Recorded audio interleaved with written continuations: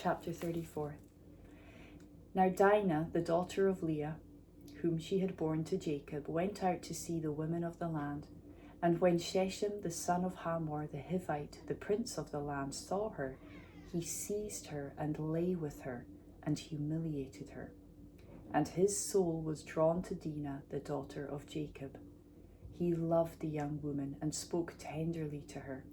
So Shechem spoke to his father Hamor, saying, "Get me this girl for my wife."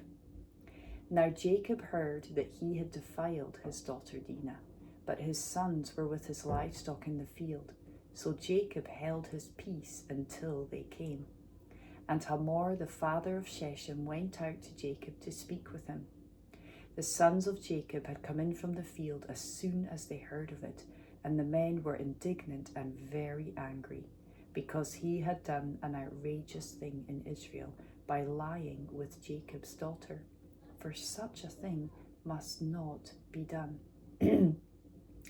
I love that that's described like this. His soul was drawn to Dinah. He loved her, spoke tenderly of her, and wanted to marry her. His soul was drawn to her.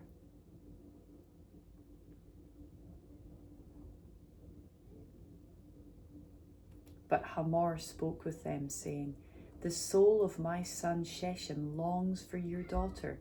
Please give her to him to be his wife. Make marriages with us. Give your daughters to us, and take our daughters for yourselves. You shall dwell with us, and the land shall be open to you. Dwell and trade in it, and get property in it." Shechem also said to her father and to her brothers, "Let me find favor in your eyes, and whatever you say to me, I will give. Ask me for as great a bride price and gift as you will, and I will give whatever you say to me. Only give me the young woman to be my wife." The sons of Jacob answered Shechem and his father Hamor deceitfully, because he had defiled their sister Dinah. They said to them, "We cannot do this thing, to give our sister to one who is uncircumcised, for that would be a disgrace to us.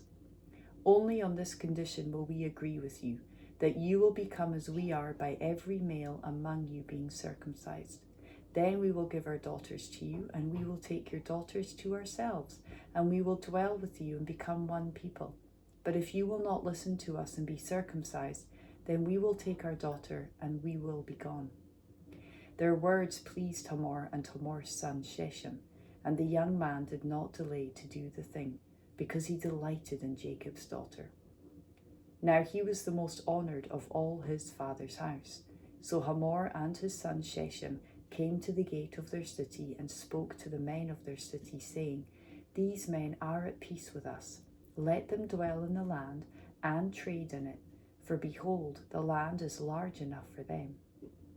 Let us take their daughters as wives, and let us give them our daughters. Only on this condition will the men agree to dwell with us to become one people. When every male among us is circumcised, as they are circumcised, will not their livestock, their property, and all their beasts be ours? Only let us agree with them, and they will dwell with us." And all who went out of the gate of his city listened to Hamor and his son Shechem, and every male was circumcised, all who went out of the gate of his city. On the third day, when they were sore, two of the sons of Jacob, Simeon and Levi, Dinah's brothers, took their swords and came against the city while it felt secure, and killed all the males. They killed Hamor and his son Shechem with the sword, and took Dinah out of Shechem's house and went away. The sons of Jacob came upon the slain and plundered the city, because they had defiled their sister.